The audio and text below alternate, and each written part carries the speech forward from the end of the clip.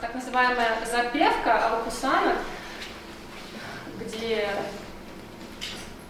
мы начинаем петь с запева, и начнем мы споем вам песни прекрасные, и начнем мы с самых лучших. Да. Мы не репетировали, если что.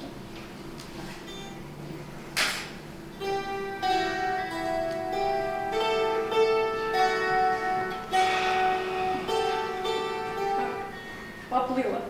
Ужасно. Давай, Женя. Дульма.